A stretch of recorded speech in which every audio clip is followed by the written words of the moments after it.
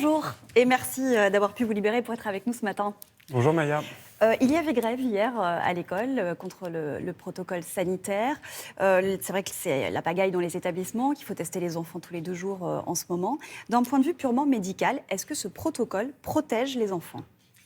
Alors, d'un point de vue purement médical, je pense qu'il faut voir ce qui se passe effectivement en France pour les enfants et dans les écoles avec le Covid.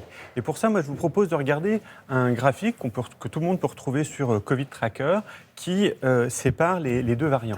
Donc on voit qu'il y a une courbe grise et puis qu'il y a une courbe rouge. La courbe grise, c'est le variant Delta qu'on a déjà effectivement depuis plusieurs mois. Et ce qu'on peut regarder, c'est que pendant les vacances scolaires, c'est-à-dire du 20 décembre au 2 janvier, eh bien, cette courbe ne bouge pas. Ça veut dire que pendant les vacances scolaires, pendant que l'école est fermée, il n'y a pas un effondrement des cas de Covid avec le variant Delta. Et la courbe rouge, c'est le variant Omicron, qui est quasiment un virus séparé, et lui, il explose pendant les vacances scolaires.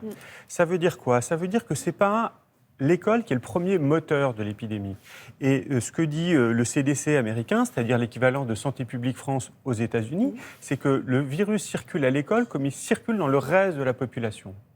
En ce moment, on a des taux très élevés de transmission du virus, que ce soit d'ailleurs le variant Delta ou le variant Omicron, et ce virus ne s'arrête pas à la porte des écoles. Il ne le contourne pas, mais il ne s'y arrête pas. Mais il n'y a pas de raison, en revanche, de penser qu'il s'y développe particulièrement. Ce n'est pas un nid particulier. Vous avez vu ce qui s'est passé pendant les vacances scolaires. Qu'est-ce qu'on peut en conclure ? Est-ce que ça veut dire qu'on teste trop les enfants, que ce protocole aujourd'hui il est inutile ?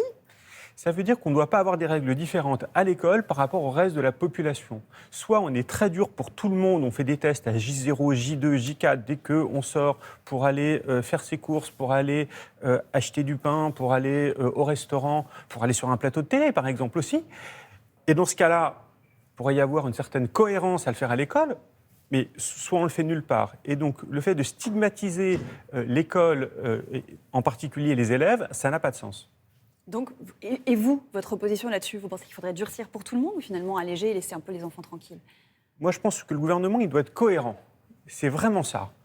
Là, on a l'impression qu'il laisse filer l'épidémie, parce que justement, il n'a pas reconfiné comme ce qu'on a vu en mars 2020, dont acte.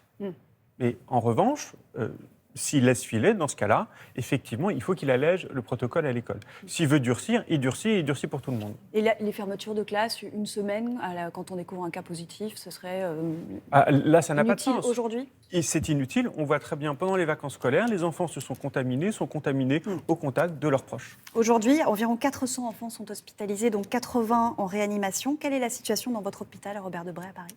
Alors, on a beaucoup de cas, effectivement, d'enfants qui sont hospitalisés. Ils sont essentiellement hospitalisés avec des formes modérées. Et c'est quasiment toujours des enfants qui ont un terrain particulier.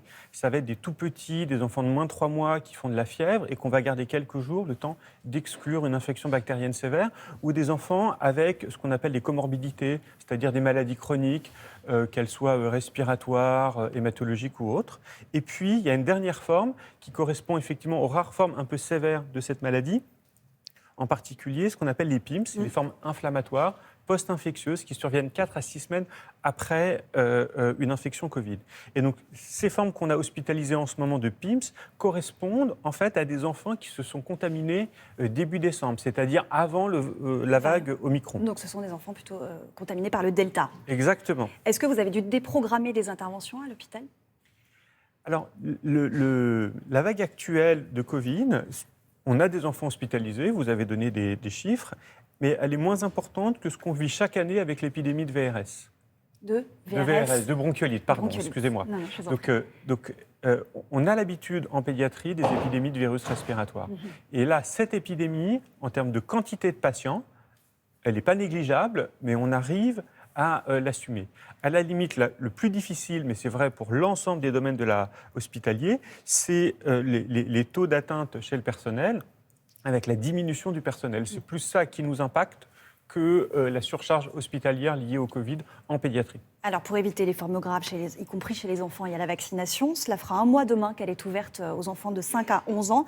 Ça représente 6 millions d'enfants à peu près. Seulement 2% ont reçu le vaccin. Comment expliquer ces résultats si faibles ? Eh bien, peut-être parce qu'on n'a pas été très clair dans le message, à commencer par nous, médecins. On va aussi faire un petit mea culpa. et parce qu'on a un message qui est difficilement audible. Je viens de dire qu'il y avait peu de formes sévères et je le maintiens, il y a peu de formes sévères. Mais peu de formes sévères d'une maladie fréquente, et la Covid c'est ultra fréquent, eh bien ça finit par donner des centaines d'enfants. Et donc oui, il faut vacciner les enfants et l'objectif c'est les protéger eux, c'est le bénéfice individuel. On a maintenant des éléments qui montrent que la vaccination chez les enfants protège des formes sévères, permet d'éviter que les enfants aillent en réanimation, permet d'éviter que ces enfants fassent des PIMS. Donc oui, il faut vacciner et oui, c'est pour leur bénéfice individuel. Est-ce qu'il peut y avoir un bénéfice secondaire pour protéger un peu les adultes?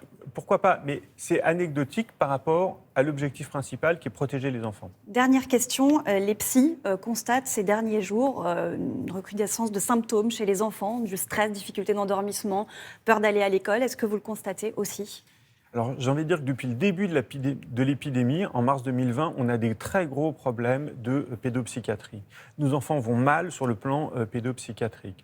Alors, à la rentrée scolaire, il y a toujours plus de difficultés et je suis sûr qu'ils sont aussi sensibles, effectivement, aux difficultés actuelles et à tous les protocoles sanitaires dans les différents aspects de la vie, en particulier à l'école.